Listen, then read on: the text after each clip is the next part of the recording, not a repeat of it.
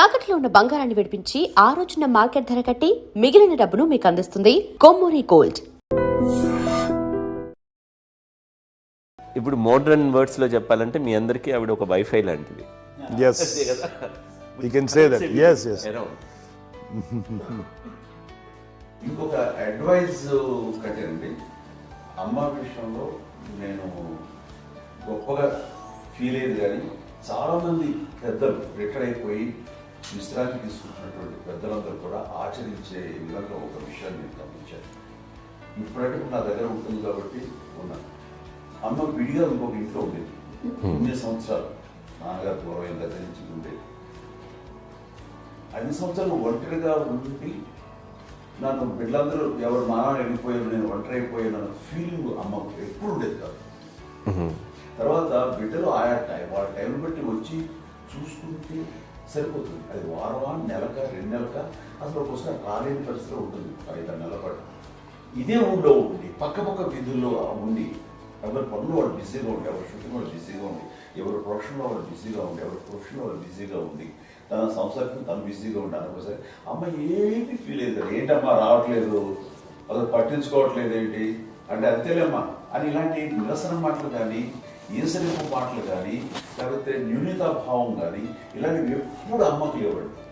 వచ్చారు అబ్బాయి ఏం చేసి పెట్టకుండా చెప్పండి అంటూ చాలా పాజిటివ్ ఉండి ఇప్పటికీ కూడా తను సపరేట్ కిచెన్ పాయింట్ ఎంతో ఉంటుంది. వేరే ఎందుకంటే అమ్మకి మోస్ట్ స్ట్రెస్ బస్టర్ వచ్చేసినా, లేకపోతే ఏదో రిలీఫ్ ఏంటంటే తన కిచెన్లో కూర్చొని వండి అందరికి పెట్టాం. ఇప్పటికీ కళ్యాణ్ బాబు అక్కడక్కడ తిరిగేసి ఎక్కడెక్కడో చేసి నిరసన చేసి అన్ని రకాలుగా చేసి వస్తే అమ్మకి చాలా జాలి. ఆడేదో ఇంక మేము గుడ్లా కష్టపడుతున్నాం, కానీ ఆడి ఎంతలో వెళ్ళేదో ఈ టీవీలో వాటిలో అది ఎక్కువగా చూపించేసరికి వాడే కష్టపడతారు, మేము కష్టపడలేదు ఫీల్ అమ్మకి. అందులో వాడు రాగానే ఎలా వచ్చేవా అని అమ్మ ఎక్కడ కళ్యాణ్ బాబు అంటే ముందు అమ్మను కానీ ఎక్కడ కళ్యాణ్ బాబు తను ఎక్కడ ఉంటాడో ఏ ఉంటాడో తెలుసు. అది తెలిసిన తర్వాత ఎక్కడ తను వాడికి ఇష్టమైన బిర్యానీ అవి చేసి చక్కగా పంపించి అన్నీ చేస్తుంది.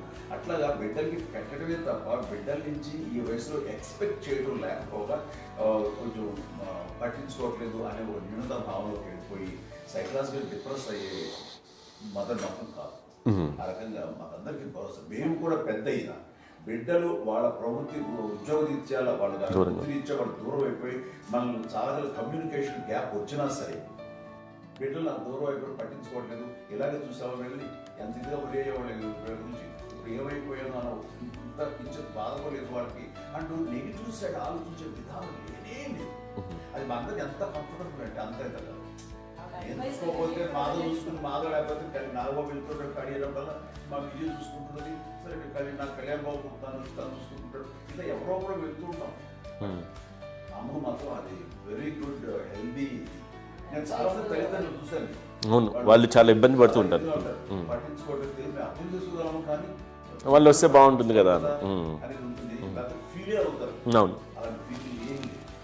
పైగా బిడ్డలు వస్తే వాళ్ళకి ఏం చేసి పెట్టాలా అనే ఆలోచన. అది వెరీ హెల్దీ. చాలా మంది ఆచరించాల్సిన ఒక విషయం. చిన్నప్పుడు అన్ని ఆనందాలేనా, మర్చిపోలేని దుఃఖాలు కూడా ఏవైనా ఉన్నాయా? అమ్మ చెప్పాలంటే ఓపికకి, గృహిణిగా తన బాధ్యతలు నిర్వర్తించడానికి అండ్ అన్ని రకాలుగా టేకింగ్ కేర్. దీనికి ఒక మంచి ఉదాహరణ నేను చెప్పగలను. అది తలుచుకున్నప్పుడు నాకు చాలా ఉద్యోగంగా ఉంటుంది, నాకు చాలా ఖండితలు వచ్చేస్తుంది. అమ్మకి మేము 5 బిడ్డలు అండ్ పురిట్లోనూ 1 year పెరుగో 2.5 years పెరుగో 3 బిడ్డలు చనిపోయారు. నాకు గుర్తెరిగి పొన్నూరులో నేను 6th class చదువుతున్నాను, 6వ తరగతి. అప్పుడు రమణ అనే ఒక అమ్మాయికి 3 years. రమణ అంటే మా ముగ్గురికి కంటే పెద్దది, మా కంటే పెద్దది, కళ్యాణ్ బాబు కంటే పెద్దది, మాకంటే మధ్యలో పిల్ల. తనకి అప్పట్లో మా నాన్నగారు ఉద్యోగరీత్యా క్యాంపుకి వెళ్ళిపోతుండేవారు. ఏమి ఉంది నాన్న చెప్పాలంటే ఫుడ్లో కష్టపడేవారు, ఇంకా నాన్న చెప్పినట్టు కదా, నాగో చెప్పినట్టు. కానీ ఇంటి బాధ్యత, ఇంటి పనులు, రోగాలు వచ్చిన రుచులు వచ్చిన హాస్పిటల్కి తీసుకెళ్ళాలట ఏదైనా సరే అమ్మే పడేది. ఆ శ్రమ తీసుకున్న టైంలో అమ్మకి అసిస్టెంట్కి నేను సహాయపడుతుండేవాడు. అమ్మ నాకు ఫ్రెండ్స్ ఆడుకోవడం అలా నిజంగా ఎప్పుడు నాకు గుర్తేది నాకు తెలియదు. ఫ్రెండ్స్తో తిరగడం అని ఫ్రెండ్స్తో అమ్మపడుతూ ఉండేవాడు. అలాంటి నేను ఆ పిల్లకి బ్రెయిన్ ఫ్యూర్ వచ్చింది. ప్రభుత్వ ఆసుపత్రి పొన్నూరులో ఆ పిల్లని చేర్పించినప్పుడు 2-3 days అయిన తర్వాత ఒక బ్యాడ్ న్యూస్ వినాల్సి వచ్చింది. తెల్లారికి కాన్షియస్ పోయింది. ఏం చేయాలో తెలియదు. అమ్మ వయసు చిన్నదే. ఇద్దరు తీసుకుని ఆ బిడ్డని నేను ఒళ్ళో పెట్టుకుని శవాన్ని డెడ్ బాడీని రిక్షాలో ఇంటికి వెళ్ళాలి. ఇప్పటికీ నాకు గుర్తు ఆ విజువల్స్. అని నాన్నకి తెలియదు ఏ విషయం. నాన్న ఎప్పుడు వస్తారో తెలియదు, ఎలా కమ్యూనికేట్ చేయాలో తెలియదు. అది తీసుకుని వెళ్ళిన తర్వాత ఇంట్లో గొడవ పెడుతుంటే ఏం చేయలేదు. చుట్టుపక్కల ముస్లిం సోదరులు ఉండేవాళ్ళు, ఫ్యామిలీస్. మసీదు పొన్నూరు మసీదు పక్కనే మా ఇంట్లో అనుకుని ఆ ఇంట్లో అందరూ వచ్చి చూసేవాళ్ళు, వాళ్ళే హెల్ప్ చేసేవాళ్ళు. ఏం చేయాలో తెలియదు. నెక్స్ట్ రిచువల్స్ ఎలా చేయాలో, గర్భకాలం ఎలా చేయాలో తెలియదు. అందరూ చిన్నపిల్లలే. తను చిన్నది, మిగతాందరూ పరిసరులే. సో అలాంటి పరిస్థితుల్లో తమిళ వచ్చినప్పుడు చుట్టుపక్కల వాళ్ళు వీళ్ళు వచ్చి చేయాల్సిన కార్యక్రమాలు చేశారు.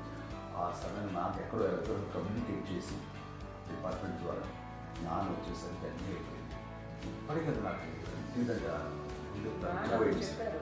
మేము ఇలా ఎన్ని పురుషులు ఎన్నుకుంటున్నామంటే ఎలాంటి ఇది లేకుండా జాగ్రత్త అనే ఒక హెచ్చరికలాగా చేస్తూ అండ్ పంపించాలని సపోర్ట్ చేస్తాను. కానీ ఇప్పుడే సార్ నా మీద ఎంత నమ్ముకుంటే నేను ఏ నిర్ణయం తీసుకున్నాను మరో అది తనకి హాస్పిటల్ అంటే పెద్ద ఫోబియా. నేను ఎక్కడికైనా వస్తాను హాస్పిటల్. ఈ మధ్యకాలంలో సరే అమ్మ మోకాల ఆపరేషన్ జరిగింది.